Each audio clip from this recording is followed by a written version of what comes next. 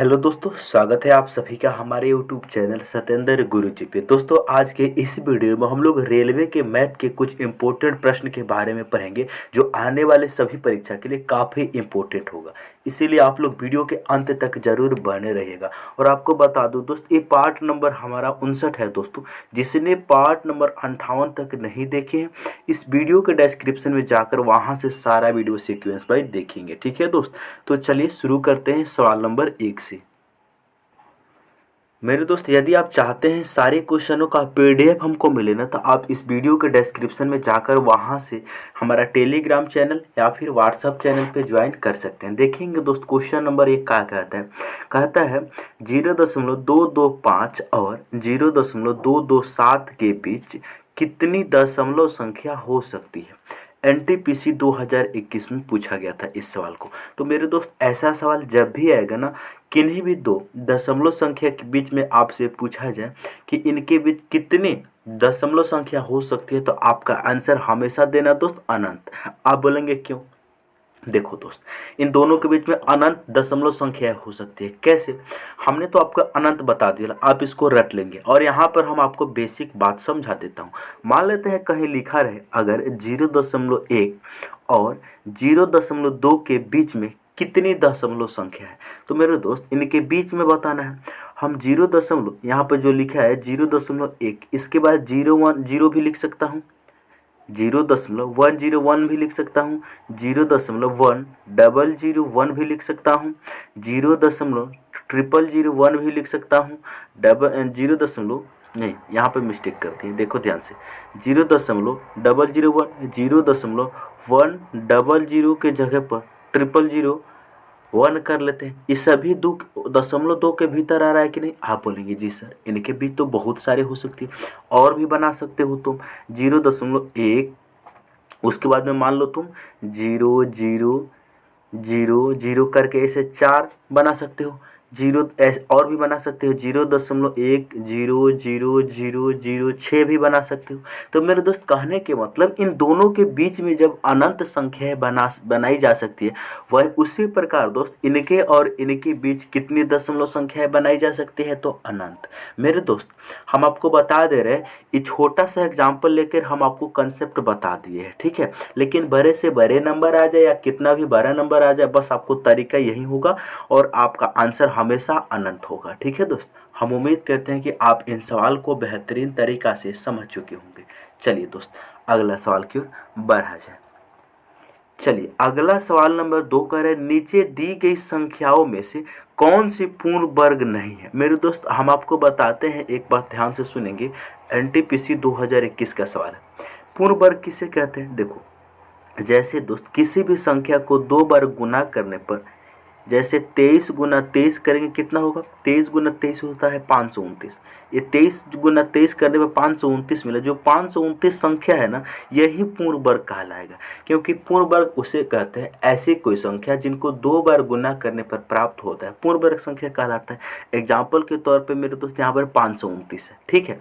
तो इस क्वेश्चन में बोला है ये सभी का सभी पूर्ण वर्ग संख्या दिया, लेकिन इसमें से एक ऐसा नंबर होगा दी गई संख्याओं में से कौन सी पूर्ण वर्ग नहीं है। हम आपको बता देते हैं दोस्तों, ध्यान से सुनेंगे। किसी भी पूर्ण वर्ग का इकाई अंक, किसी भी पूर्ण वर्ग का इकाई अंक 2, 3, 7 और 8, ये चारों में से कोई नहीं हो सकता है। आप बोलेंगे क्यों? मेरे दोस्त, आप दुनिया के कोई भी संख्या का वर्ग कर लीजिए, उसके इकाई के स्थान पे यदि 2 आता है, यदि 3 आता है, यदि 7 आता है, यदि 8 आता है, तो वह संख्या पूर्ण वर्ग हो ही नहीं सकता। यहाँ पर देखेंगे सभी ऑप्शन के छोड़कर ऑप्शन सी में इकाई के स्थान पर यहाँ पर 2 लिखा है। इसका मतलब ऑप्शन सी ही पूर्ण वर्ग संख्या नहीं हो सकता। बाकी सारा ए भी पूर्ण वर्ग होगा, किसी न किसी संख्या का ए भी होगा और ए भी होगा, ठीक है। जबकि ऑप्शन सी पूर्ण वर्ग नहीं होगा क्योंकि इसकी इकाई के स्थान पर 2 है। तो अगर आपको याद है, आप इसको याद कर लेंगे, किसी भी दुनिया की कोई भी संख्या उनके इकाई के स्थान पर यदि 2 हो, 3 हो, 7 हो और 8 हो, तो वह संख्या कभी भी पूर्ण वर्ग नहीं हो सकता। उम्मीद करते हैं कि एक कंसेप्ट आपको बिल्कुल समझ में आया होगा। आगे बढ़ा जाए दोस्त। चलिए, अगला सवाल अगला सवाल नंबर है 3, मोस्ट इंपॉर्टेंट सवाल है दोस्त। इस सवाल को बिल्कुल भी करके जाइएगा, देखेंगे ध्यान से। एलसीएम और एचसीएफ का सवाल है। कर है 4 अंकों की वह बड़ी से बड़ी संख्या ज्ञात कीजिए जिसे 7, 9 और 11 से विभाजित करने पर प्रत्येक स्थिति में 5 शेष प्राप्त होता है। एनटीपीसी 2021 का सवाल है। सबसे पहले हम आपको बताते हैं दोस्त, ध्यान से सुनेंगे। देखो, 4 अंक की सबसे बड़ी संख्या आपको मालूम पहले होनी चाहिए। 4 अंकों की सबसे बड़ी संख्या क्या होती है? 4 बार 9, यही होता है। आप बोलेंगे जी सर। 4 अंकों की सबसे बड़ी संख्या 4 बार 9 होता है। आप बोलेंगे जी सर। मेरे दोस्त ध्यान से सुनेंगे। सबसे पहले तुम करोगा 4 अंकों के निकालने से पहले आप क्या करो, जिसे 7, 9 और 11 से विभाजित करने पर 5 शेष प्राप्त होता है। इस लाइन का मतलब समझो। आप क्या करेंगे, 7, 9 और 11 का सबसे पहले एलसीएम निकालेंगे। जो एलसीएम होगा ना, उसका मल्टीपल हम चेक करेंगे 4 अंकों में। देखेंगे ध्यान से, 7, 9, 11 का एलसीएम क्या होगा मेरे दोस्त? यहाँ पर देख रहे हैं 7, 9 और 11। ये तो किसी से कटेगा नहीं, नहीं कटेगा। सभी का सभी क्या है दोस्त? सभी का सभी सह अभाज्य संख्या है। इनको आप डायरेक्ट गुना करके एलसीएम कह सकते हो, ठीक है। एलसीएम बराबर डायरेक्ट गुना कर लो। ध्यान से सुनो, इनका एलसीएम जो होगा ना दोस्त, इनका एलसीएम वो कितना होगा? 7 गुना 9 गुना 11 होगा। आप बोलेंगे जी सर कितना होगा? 7 गुना 9 कितना हो जाएगा? 63। और 63 को गुना करना है 11 से। देखो दोस्त, दुनिया के कोई भी 2 अंक अगर उनको गुना करना है 11 से ना, जैसे इनको अगर 11 से गुना करना है तो इसको फैला के लिख दो। जैसे 63 को 11 से गुना करना है तो आप 63 को फैला के लिख दो, ठीक है। आप बोलेंगे जी सर। एक बार इन दोनों को जोड़ दो, 6, 3, 9 कितना हो जाएगा? 693। 693 इनका मल्टीप्लाई करने पे हो जाएगा। तो एलसीएम हो जाएगा कि इनका 7, 9, 11 का जो एलसीएम होगा दोस्त वो हो जाएगा 693। आप बोलेंगे जी सर यहाँ तक तो हमने समझ गया, लेकिन आपने 11 से गुना करने का तरीका तो बहुत बढ़िया बता दिया। चलो दोस्त, आपने यहाँ पर इनका एलसीएम निकाला कितना? 693। अब तुम चेक करो कि 4 अंकों की सबसे बड़ी संख्या, इनका मल्टीपल कौन है? आप चेक करेंगे, वही एलसीएम होगा। एलसीएम तो ये छोटा हो गया। इनका मल्टीप्लाई अगर हम 2 से कर दे तो भी एलसीएम होगा। इनको अगर मल्टीप्लाई हम 3 से कर दे वो भी एलसीएम होगा। इनको मल्टीप्लाई अगर हम 20 से कर दे वो भी एलसीएम होगा। वही बात है। 693 से सबसे पहले हम चेक करेंगे कि 4 अंकों की संख्या कौन है जो कट जाता है। तो 693 से हम भागा देंगे सबसे पहले 4 बार 9 में।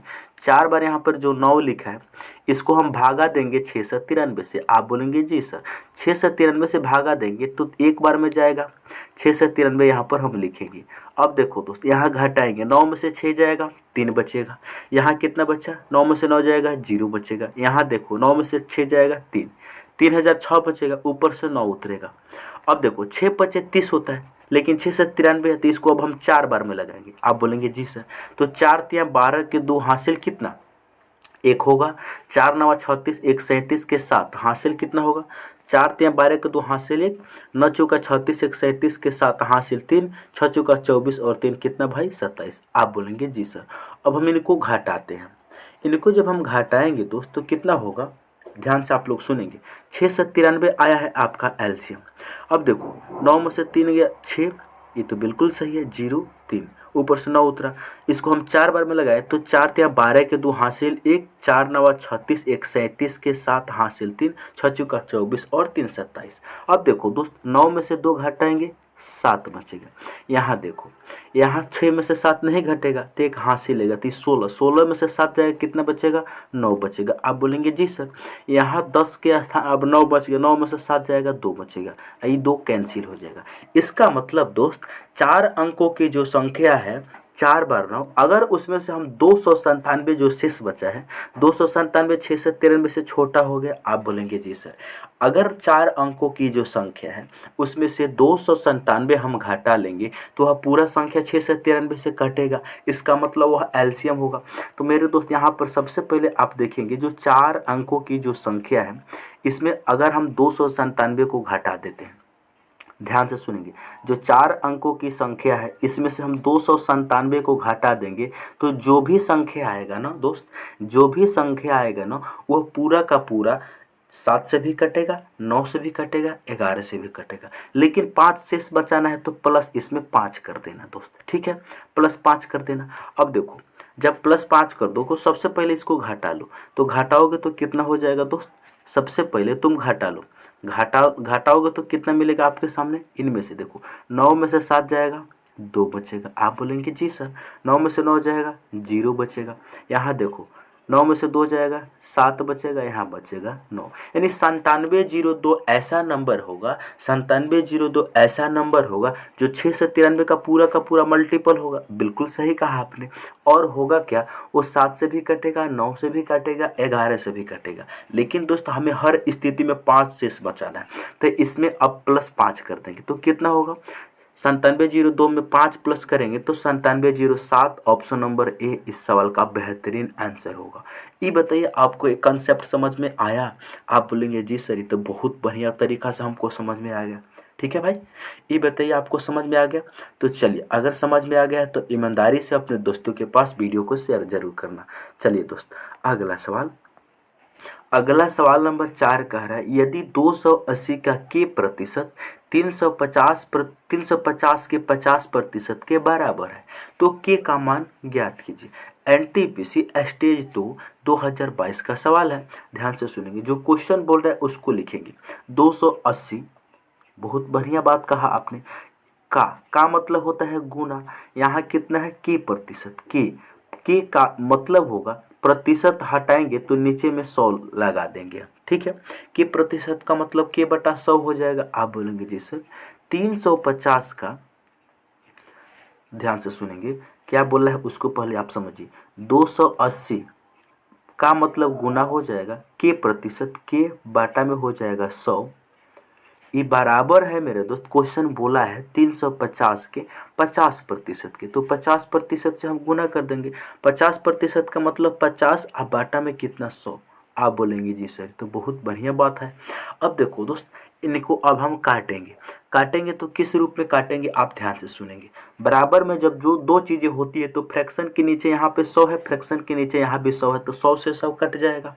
आप बोलेंगे जी सर ये तो बहुत बढ़िया बात बता दी आपने। अब देखो दोस्त, 1 0 से 1 0 कट जाएगा। जी सर।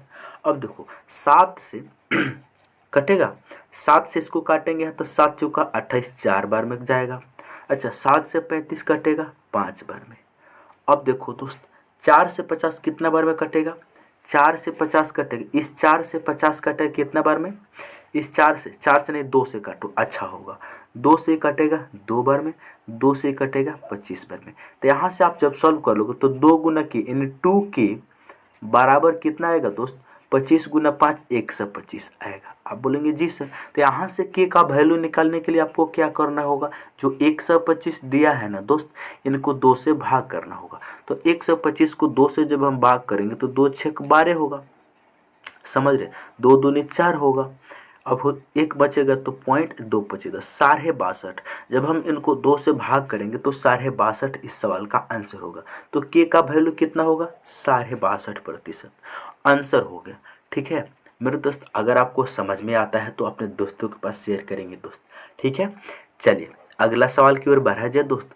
आपको अगर रीजनिंग भी पढ़ना है ना दोस्त, तो इस वीडियो के डिस्क्रिप्शन में चले जाइए, वहाँ पर रीजनिंग का वीडियो बहुत सारा डाला हुआ है। ठीक है दोस्त, और आप चाहते हैं अगर रीजनिंग भी कंटिन्यू साथ ही साथ पढ़ना तो वो भी कमेंट करके बोलिएगा कि सर रीजनिंग का भी वीडियो बनाइए। ठीक है दोस्त, चलिए अगला सवाल नंबर है 5। ध्यान से आप सभी लोग सुनेंगे क्या कह रहा है और कैसे करेंगे इस तरीके के प्रश्न को। जो प्रश्न बोल रहा है दोस्त, जैसे 3.5 के प्रत्येक पद में ऐसे कौन सी संख्या जोड़ी जाए जिससे अनुपात 5:6 हो जाए। एनटीपीसी में पूछा गया है, आपको कुछ नहीं करना है, अनुपात 3:5 के प्रत्येक पद में ऐसी कौन सी संख्या जोड़ी जाए, जैसे 3:5। मान लेते हैं हम इनमें भी p जोड़ देते हैं और इसमें भी हम p जोड़ देते हैं। आप बोलेंगे जी सर, तो यह अनुपात कितना हो जाता है, 5:6 हो जाता है। अब ध्यान से आप सभी लोग सुनेंगे दोस्त, 5:6 हो गया। इनको अब क्या करेंगे, या तो आप ऑप्शन रख के चेक कर सकते हैं पहला मेथड, या दूसरा मेथड आप सॉल्व कर सकते हैं, लेकिन आपको बेटर होगा एग्जाम में करेंगे तो आप ऑप्शन से करेंगे। मान लेते हैं ऑप्शन ए सही है। ठीक है, तो ऑप्शन ए के अकॉर्डिंग इस पी के स्थान पे 7 रखेंगे तो 7 3 कितना हो जाएगा, 10 हो जाएगा। बटा 7 5 कितना हो जाएगा 12 हो जाएगा। अब बराबर में कितना है 5/6। आप तो सही बात बता दिए। इसको जब हम सॉल्व करेंगे तो 5 से कटेगा 2 से कटेगा 5 बार में, नीचे कटेगा 2 से 6 बार में। ऑप्शन ए सेटिस्फाइड हो गया, इसका राइट आंसर ऑप्शन ए होगा। लेकिन बहुत सारे दोस्त का पेट में दर्द हो रहा होगा कि सर यहाँ तो ऑप्शन के अकॉर्डिंग हम एग्जाम में सॉल्व कर सकते हैं, आपने हमें सिखा दिया, लेकिन हमें बेसिक तरीका से कैसे सॉल्व करेंगे।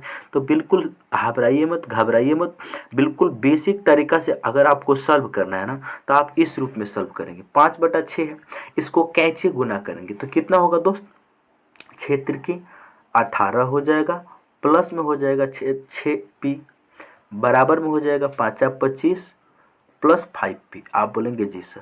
अब देखो दोस्त ध्यान से, यहाँ पे 18 है, वहाँ पे 25 है, यहाँ पे 6p है, इधर 5p है।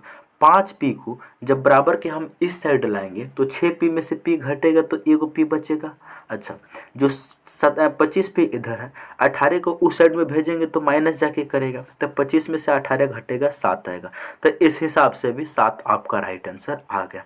आप चाहें जो तरीका से करना, अगर आपका कैलकुलेशन ज़्यादा तेज़ है तो आप इस तरीका से भी करोगे तो गलत नहीं होगा। लेकिन अगर एग्जाम में डायरेक्ट आता है तो ऑप्शन को बारी बारी से रख के चेक कर सकते हैं। लेकिन आपको कैलकुलेशन प्रैक्टिस ज़्यादा है क्वेश्चन पे, तो आपको रखने से बेटर होगा आप इस तरह सॉल्व कर लेंगे। एक स्टेप का तो क्वेश्चन है ना। चलिए दोस्त अगला सवाल बोला है 6 नंबर, 48,000 की राशि को दो भाइयों अनिल और आदित्य में 11 और 13 के अनुपात में बांटा जाता है, तो आदित्य का हिस्सा ज्ञात करेंगे। एनटीपीसी 2021 का सवाल है दोस्त, ध्यान से आप सभी लोग सुनेंगे। क्या बोला गया है, 48,000 टोटल रुपया है, 11 और 13 के अनुपात में बांटा जाता है, तो आदित्य का हिस्सा बताना। दोस्त सबसे पहले ये अनिल जी है, ये आदित्य जी है, तो इनके बीच में रेशियो दिया, जैसे 11 जो रेशियो है ये अनिल का है, आदित्य के रेशियो कितना है 13 है। आप बोलेंगे जी सर ये तो बात हम समझ ही गए। अब देखो दोस्त, जो टोटल रुपया है इसमें आपको क्या किसका बताना है, आदित्य को लिख देते हैं, एडी लिख देते हैं, एडी से आप आदित्य समझ जाएंगे, इनका हिस्सा निकालना है। तो आपको क्या करना है दोस्त, 48,000 जो रुपया है ना, जो 48,000 रुपया है, आपको भागा देना है, जानते हैं किन से, इन दोनों अनुपात के जोड़ के, इन दोनों के जोड़ के, क्योंकि इन दोनों का जोड़ेंगे तभी तो टोटल का होगा। तो 11 में हम 13 को जोड़ेंगे, कितना बनेगा भाई 24 बनेगा। आपका निकालना है आदित्य का, तो यहाँ पे जो 11 है ये अनिल जी का है, जो आदित्य जी का है वो कितना है 13 है, तो आपको 13 का वैल्यू निकालना है, तो 13 से मल्टीप्लाई कर देंगे, बात खत्म। अगर आपको अनिल का निकालना होता तो आपको किन से गुना करना होता, 11 से गुना करना होता। ठीक है भाई, अब देखेंगे ध्यान से, इनको हम सिंप्लीफाई करेंगे, ध्यान से सुनेंगे। 24 से 48 कटेगा 2 बार में, 24 दूनी 48, 3 जीरो जौरे जौरे। अब देखो इनका आंसर कितना होगा दोस्त, 2 गुना 13, 13 दूनी 26 हो जाएगा, 3 जीरो साथ है, इनका आंसर होगा तो 26,000। ऑप्शन नंबर बी इसका राइट आंसर होगा। ये बताइए बात आपको समझ में आया, आपको करना कैसे है समझ के। अगर यहीं पे अनिल के बारे में पूछ लिया होता तो इसको मिटा के अनिल का सिखाते हैं। अगर अनिल का निकालना होता, जैसे अनिल को हम AL लिख देते हैं, अनिल हो गया, तो इनको निकालना, तो टोटल रुपया कितने दिया है 48,000, तो 48,000 लिखेंगे। ठीक है भाई। अच्छा, टोटल अनुपात में कितना दिया है 11 और 13, इनको जोड़ेंगे तो 24 होगा। आपका निकालना किनका है, अनिल का, तो अनिल पहले है तो अनुपात में पहला जो मान होगा अनिल का होगा 11, तो 11 का वैल्यू निकालना है, तो 11 से मल्टीप्लाई करेंगे, बात खत्म है। इनको अब हम सॉल्व करेंगे दोस्त। 24 से ई कटे कितने बार में, 2 बार में, 3 जीरो जौरे जौरे। अब देखो दोस्त 2000 गुना 11 कितना करेंगे, 11 दूनी 22, 11 दूनी 22 हो जाएगा। ठीक है दोस्त, यानी कि 22,000 रुपया हो जाएगा अनिल का। अनिल का पूछता तो आंसर डी होता, लेकिन हम लोगों से आदित्य से पूछा गया आदित्य का, तो हमने इसका सॉल्यूशन तो आपको करा चुके हैं दोस्त। ये बताइए यहाँ से आप कंसेप्ट सीखे। यदि दोस्त आपको वीडियो अच्छा लगता है, जो पढ़ाने का मेरा तरीका है बुरा लगता है अच्छा लगता है, कमेंट करके ज़रूर बताइएगा दोस्त, और अपने दोस्तों के पास शेयर भी ज़रूर कीजिएगा। ठीक है भाई। चलिए दोस्त अगला सवाल है 3 नंबर, 3 व्यक्तियों की आयु का अनुपात 4 7 9 है का मतलब प्रेजेंट। 3 व्यक्तियों के आयु का अनुपात जो है 4 7 9 है। 8 वर्ष पहले इनकी आयु का कुल आयु 56 वर्ष थी। 8 वर्ष पहले इनकी आयु कुल 56 वर्ष थी। तो सबसे बड़े व्यक्ति की वर्तमान आयु कितना होगा? इस क्वेश्चन को बताने से पहले हम आपको बता देते हैं दोस्त, जैसे 4:7:9 में बताना है आपको कि सबसे बड़े आदमी इसमें कौन है। देखो, जो चीज़ अनुपात में बड़ी होती है वह एक्चुअल में भी बड़ी होती है, जो चीज़ अनुपात में छोटी होती है वो एक्चुअल में भी छोटी होती है। जैसे यहाँ पर 9 है तो सबसे बड़ा व्यक्ति 9 वाला होगा, उसके बाद 7 होगा, सबसे छोटा 4 वाला होगा। जो चीज़ एक्चुअल में बड़ी होती है वो एक्चुअल में छोटी होती है। जैसे देखो, आपसे अगर हम बोल दें कि 20 और 50 में कौन बड़ा है, तो आप बता देंगे सर 50 बड़ा है। अगर इनको अनुपात में हम चेंज कर दें तो 10 से 2 बार में कटेगा, 10 से 5 बार में कटेगा। अब तो कौन बड़ा है? तो आपका आंसर बिल्कुल सही होना चाहिए कि अनुपात में 5 बड़ा है। तो इसका मतलब एक्चुअल में भी अनुपात 5 वाला वैल्यू 12 रहा होगा। चलो, अगर इतना बात आप समझ चुके हैं तो आपसे सामने क्वेश्चन क्या बोला है? 3 व्यक्तियों की आयु का अनुपात कितना दिया है? 4:7:9 दिया, प्रेजेंट में दिया है। प्रेजेंट मान लेते हैं पहला व्यक्ति हो गया, ये दूसरा व्यक्ति हो गया, ये तीसरा व्यक्ति हो गया। इनके बीच अनुपात दिया है दोस्त, क्या दिया है? प्रेजेंट। प्रेजेंट का मतलब 0, ना कुछ प्लस ना कुछ माइनस। कितना दिया है? 4, ये दिया है 7, ये दिया है 9। आप बोलेंगे जी सर। अच्छा दोस्त, अगर हम प्रेजेंट में इन सभी का अनुपातिक योग करें तो कितना होगा दोस्त? 7, 4 और 7 11, 11 में 9 को जोड़ेंगे अनुपात में होगा 20। समझ रहे हैं? लेकिन प्रेजेंट में हम इनका योगफल जोड़े तो कितना होगा? देखो, 8 वर्ष पहले 56 वर्ष थी। इन तीनों के आयु का योगफल जो था 8 वर्ष पहले कितना था? 56 वर्ष था। एक बात बताइए दोस्त, मान लीजिए आप अभिन है 24 साल के, अभी आप मान लीजिए 25 साल के, कोई दिक्कत नहीं। अभी आपका उम्र कितना है? 25 साल है। मान लीजिए आप 8 वर्ष 8 वर्ष पहले आपका उम्र कितना होगा? इसमें से 8 घटेगा। आप बोलेंगे जी सर, जब इसमें से हम 8 घटाएंगे तो आप कितना वर्ष के रहे होंगे? 17 वर्ष का रहे होंगे। अच्छा, यहाँ समझिएगा ध्यान से। अगर मान लीजिए आप 2 भाई हैं, आप 25 साल के हैं, आपका छोटा भाई मान लीजिए कितना का है दोस्त? मान लीजिए 16 वर्ष का है, ठीक है। और इन दोनों का जब हम सम कर रहे हैं तो कितना हो रहा है? 16 में 25 को जब हम जोड़ेंगे, 16 में 25 को जोड़ेंगे तो 41 आएगा। आप बोलेंगे जी सर, यहाँ तो किसी भाई को कोई दिक्कत नहीं। 8 वर्ष पहले इन दोनों का योग कितना रहा होगा? 8 वर्ष पहले आप और आपके भाई की उम्र कितना रहा होगा? आज आप 25 साल के हैं तो 8 वर्ष पहले आप 17 वर्ष के रहे होंगे। अच्छा, यदि आपका भाई आज 16 वर्ष का है तो 8 वर्ष पहले ये 8 वर्ष का रहा होगा। इनको जब हम जोड़ेंगे तो कितना मिलेगा? तो 16 8 कितना हो जाएगा? 17 8 कितना हो जाएगा? 25 हो जाएगा। यानी कि आज उम्र आप लोगों का योगफल 41 है। अच्छा, 8 वर्ष पहले 25 है। 41 में से 25 को घटा के देखो, आपको कुछ समझ में आ रहा है? 41 में से 25 को घटा रहे तो दोस्त 16 मिल रहा है। इसका मतलब है कि दोस्त 8 वर्ष जो आज प्रेजेंट में जो आप लोगों का एज है, 8 वर्ष पहले अगर निकालना है तो 8 वर्ष आप में भी घट जाएगा, 8 वर्ष आपके भाई में भी घट जाएगा, तब जाके 25 होगा। यदि आपसे हम पूछें कि 8 वर्ष पहले, देखो अगर यहीं पे हम आपसे पूछ लें, ध्यान से सुनिएगा, अगर यहीं पे हम आपसे पूछें कि अनुपात में जैसे मान लीजिए यदि आप आज 25 साल के हैं, आपका भाई 16 साल का है, ठीक है। 8 वर्ष पहले आपका उम्र जो था वो 56 वर्ष था अनुपात में, ठीक है। तो आज कितना रहा होगा? 8 वर्ष ए भी 12 है, 8 वर्ष ए भी 12 है, तो 16 वर्ष 56 में जुट जाएगा कि नहीं? आप बोलेंगे जी सर। वही लॉजिक यहाँ पर लगाओ। देखो, आज अनुपात में इनको जोड़ रहे हैं तो 20 आ रहा है, जबकि एक्चुअल में 56 वर्ष था कब? 8 साल पहले। 8 साल पहले, लेकिन 8 साल पहले 56 था, 3 आदमी हैं, तो आज कितना रहा होगा? 8 तिरकी 24, इसमें ऐड करेंगे। आप बोलेंगे जी सर, ये तो बहुत अच्छा कंसेप्ट आपने समझाया। 8 वर्ष ए भी नंबर हो, 8 वर्ष ए भी 12, 8 वर्ष ए भी 12, 8 वर्ष ए भी 12, 8 तिरकी 24 वर्ष इसमें जोड़ेंगे तभी जाके प्रेजेंट में इनका योगफल निकल पाएगा। अब देखो दोस्त, यानी कि यहाँ से अनुपात 20 का वैल्यू कितना हो गया? 56 में जब हम 24 को ऐड करेंगे तो 80 होगा। आप बोलेंगे जी सर। एक्चुअल में कितना है 80 है, तो अनुपात 1 का वैल्यू कितना होगा, 20 से इनको डिवाइड कर देंगे तो 20 चौका 80, 4 होगा कि नहीं। आप बोलेंगे जी सर। आप लोगों से क्या पूछा है, सबसे बड़े भैया का उम्र, इनमें सबसे बड़ा 9 है, तो 9 का बताना है। जब ये 20 का 4 गुना है, यानी 1 का वैल्यू 4 है तो 9 का भी 4 होगा, तो 9 चौका कितना दोस्त 36, 36 वर्ष ऑप्शन सी इसका राइट आंसर होगा। ये बताइए बात आपको बिल्कुल समझ में आया। आप बोलेंगे जी सर बिल्कुल समझ में आ गया, बहुत आसान तरीका से आपने समझाया है। चलिए दोस्त अगला सवाल की ओर बढ़ा जाए। अगला सवाल है बहुत आसान क्वेश्चन, ग्रुप डी 2022 में पूछा गया, उसी को ले लिए हैं क्योंकि ग्रुप डी का भी क्वेश्चन इसमें डालना जरूरी है। बोला है चक्रवर्ती 52 किलोमीटर प्रति घंटा की चाल से कार चला रही है, उसे 364 किलोमीटर की दूरी तय करने में कितना समय लगेगा। बहुत इंपॉर्टेंट क्वेश्चन है, आपसे टाइम पूछा गया। टाइम जो होता है वो होता है डिस्टेंस अपॉन स्पीड, यही होता है। डिस्टेंस कितना दिया है दोस्त 364 दिया है, स्पीड कितना दिया है दोस्त 52 दिया है। इन्हीं को अब सॉल्व करेंगे, आंसर आ जाएगा।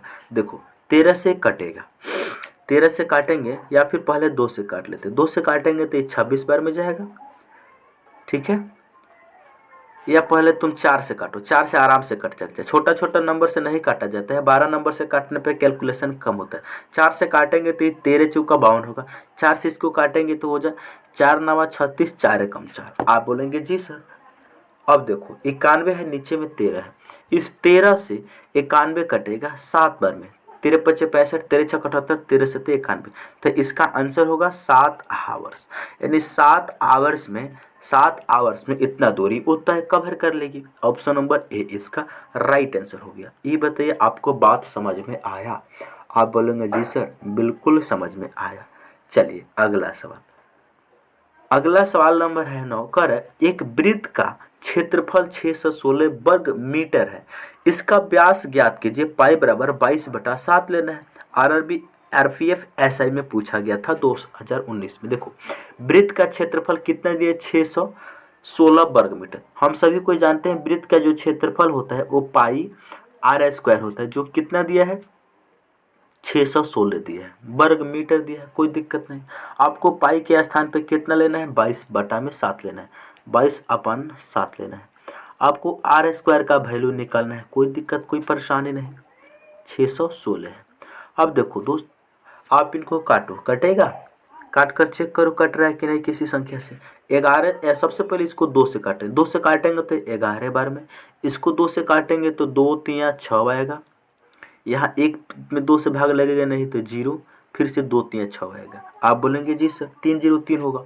अब हम 11 से 303 को काट कर देखते हैं, यहाँ इस 11 से इसको काटेंगे तो 11 दूनी 22, 8 पर 3 83, नहीं कटने वाला है, नहीं कट रहा है। फिर से देखो दोस्त, फिर से देखो कहीं मिस्टेक तो नहीं हुई है। देखो फिर से 11 से काटेंगे या फिर 2 से काटेंगे तो 11 बार में, 2 से इसको काटेंगे तो कहीं गड़बड़ तो नहीं हुआ था। देखो 2 से काटेंगे तो 2 3 6 होगा। आप बोलेंगे जी सर, यानी 1 में 2 से भाग नहीं लगेगा, तो अब हम 16 में भागा लगाएंगे तो 1 0 बैठाना पड़ेगा, 2 8 16। बिल्कुल सही कहा आपने, काटने में ही गड़बड़ी कर दी थी, 2 8 16 होगा, 308 होगा। अब 308 को तुम काटो 11 से, 11 से 308 कटेगा, 11 दूनी 22, यहाँ से जाएगा 8 पे 8 88, 11 8 88, 28 हो जाएगा। आपको निकालना क्या है भाई, यहाँ से हम सभी कोई निकाल चुके हैं, क्या निकाल चुके हैं दोस्त कि आर स्क्वायर का जो वैल्यू है, आर स्क्वायर का वैल्यू है वो कितना आ गया, नीचे में 7 था, 28 गुना 7 आ गया, 28 गुना 7 आ गया। तो यहाँ से r का वैल्यू आप नहीं निकाल सकते हैं दोस्त, r का वैल्यू निकालने के लिए इनके ऊपर में रूट चला जाएगा, स्क्वायर है तो उधर रूट चला जाएगा। 28 को आप लिख सकते हैं दोस्त 4 गुना 7 लिख सकते हैं, लिख सकते हैं। अच्छा यहाँ पे 7 पहले से था, अब देखो 4 का अंडर रूट 2 आएगा, गुना 2 बार 7 है तो 1 बार बाहर आ जाएगा, यानी कितना हो जाएगा 7 दूनी 14। इनका रेडियस आ गया 14 सेंटीमीटर, लेकिन आपको डायमीटर व्यास बताना है, तो व्यास होता है जो डायमीटर होता है व्यास वो होता है 2r, रेडियस का डबल, 2 गुना r के स्थान पे कितना रखेंगे हम 14 रखेंगे, r के स्थान पे 14 रखेंगे तो 14 दूनी 28 मीटर, इनका व्यास होगा 28 मीटर। हम उम्मीद करते हैं कि इस क्वेश्चन को आप बेहतरीन तरीक़ा से समझ चुके होंगे। किसी भाई को कोई दिक्कत कोई परेशानी? आप बोलेंगे बिल्कुल नहीं। बिल्कुल कंसेप्ट क्लियर है दोस्त। चलिए अगला सवाल कर रहे हैं 10 नंबर। यहाँ पर जो डाटा दिया गया है, आंकड़े का परिसर ज्ञात कीजिए। परिसर आरआरबी कांस्टेबल में पूछे। परिसर का मतलब होता है सबसे इसमें ऊंचा और सबसे नीचा सीमा को घटा दो, सबसे बड़ा संख्या सबसे छोटा संख्या को घटा दो। यहाँ पे 9 9 9 9 8 7 5, इसमें सबसे बड़ा क्या है भाई? सबसे बड़ा जो है आपको परिसर बताना है, कुछ नहीं। क्या बताना है? परिसर। परिसर क्या होता है? सबसे बड़ा संख्या माइनस छोटा। सबसे बड़ा संख्या इसमें क्या है? 9। अच्छा, इसमें सबसे छोटा क्या है भाई? यहाँ पर देख रहे हैं 3 के अलावा कोई छोटा नहीं है, तो सबसे छोटा है 3। 9 में से 3 घटा देंगे 6 आएगा। इसका परिसर 6, ऑप्शन सी होगा। ठीक है भाई। चलिए, हम उम्मीद करते हैं कि आप लोग सारे प्रश्न को बहुत ही अच्छे तरीक़ा से समझ गए होंगे। यदि आप हमारे चैनल पर पहली बार आए हैं तो चैनल को ज़रूर सब्सक्राइब करें और अपने दोस्तों के पास शेयर करें। मिलते हैं नेक्स्ट वीडियो में। यदि आपको रीजनिंग भी पढ़ना है तो कमेंट करके ज़रूर बताइएगा, या फिर इस वीडियो के डिस्क्रिप्शन में जाकर वहाँ से रीजनिंग भी आराम से देख सकते हैं दोस्त। ठीक है भाई, चलिए मिलते हैं नेक्स्ट वीडियो में।